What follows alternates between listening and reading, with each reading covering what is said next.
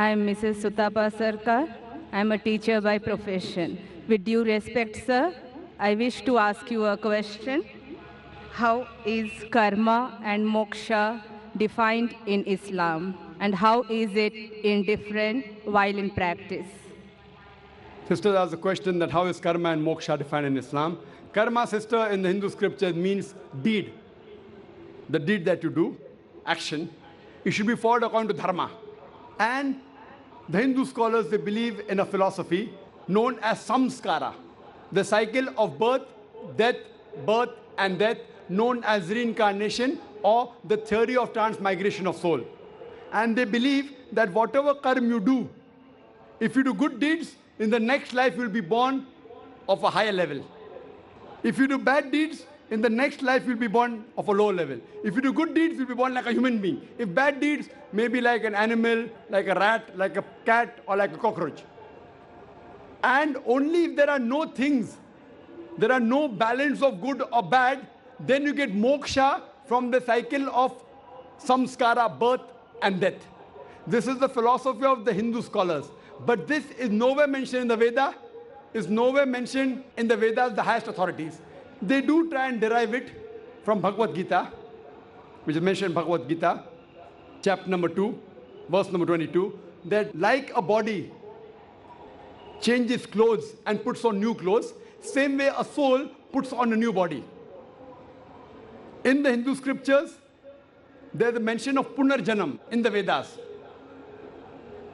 Book number 10, hymn number 16, verse number 4-5. Punar means next, Janam means life. Next life. We believe in next life. We believe we came in this world once, we'll only come once. We were alive before, Allah calls us to die. We came in this world, again we'll die, again we'll be resurrected in the next world. So we believe in this world, Islam believe we'll come once, and then we'll be resurrected, raised up alive in the next hereafter. Depending upon the good and bad deeds, you'll go to hell or heaven, Swarga, Narak. This is what the Vedas say.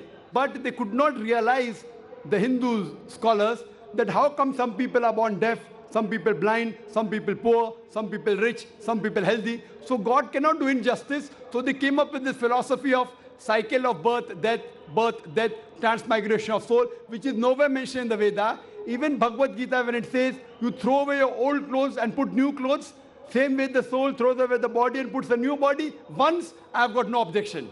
Once you die, again you're resurrected. But Islam has a reply for the query. Because the Hindu scholars could not agree that how can God be unjust? Some people born deaf, some people healthy, some people with heart disease, some people rich, some people poor. Islam believes, Allah says in Surah Mulk, chapter number 16, verse number 2, Allazi khalaqal mauta wal hayata. It is Allah who has given death and life to test which of you is good indeed. So this life is a test for the hereafter. Now some people are born rich, some people are born poor. The rich people, the Quran says, you have to give zakat. Whatever saving you have, more than the 85 grams of gold, more than nisab, 2.5% zakat, every lunar you have to give. The rich person may give, may not give. He may give half. He may get 100% marks, may get 50%. If he doesn't give, he'll get 0. For the poor man, he doesn't have to give zakat. He gets 100 out of 100 in zakat. We say, garib insan hai. Garib kya, usko 100 out of 100 mila zakat mein. In zakat, therefore Prophet said, it is easier for a poor man to go to Jannah than a rich man. The rich man will say, oh, I don't have to give so much zakat, I may have to give, I may not have to give. If he is the best, maximum will get 100 out of 100. For the poor man, already full marks. So everyone is tested in different ways. Some people are born healthy, some people are born with congenital heart defects. We don't believe he is born with a disease because he sinned in the last life. It's a test for the hereafter. Not that he has sinned. Maybe it's a test for the parents. Allah says in Surah Anfal, chapter number 8, verse number 28, your wealth and your children are a test for you. Maybe Allah wants to test the parents. They are very pious. And He gives birth to children who have congenital heart disease. Someone will say, oh, I don't believe in God. Those are very good parents may say, yet I believe in God. Allah is testing. The greater the test, the higher is the reward. Maybe Allah wants to give them Jannat-e-Firdaus. Like if you pass a graduation, you get a BA or a BSc or a BCom. If you pass MBBS, you get doctor. Difficult to pass MBBS than normal BA. But difficult the test, higher the degree. So we believe no one is born sinful. Everyone is born masoom. But in the Hindu philosophy of the scholars, not of the scripture, they believe that you come in this world again and again. If you do good deeds as a human being, bad deeds as a low being, this the Vedas never believe. And furthermore, logically, if you analyze today's sister, the crime is increasing or decreasing? Increasing or decreasing? Crime is increasing or decreasing? Increasing.